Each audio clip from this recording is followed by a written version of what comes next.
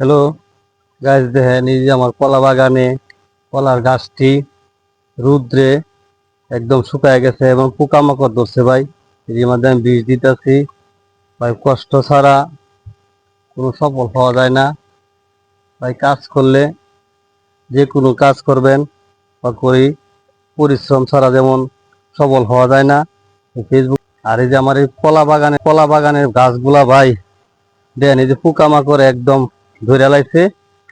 এখন তো ভাই আমি খুব চিন্তিত আছি, বিষ দিতেছি, তারপরেও তারপরেও মনে করেন যে পোকামাকড় যাইতেছে না। এখন এমন কোনো যদি আপনাদের কাছে জানা থাকে বা উপদেশ দেওয়ার জন্য, তবে আমার কমেন্টে জানাবেন।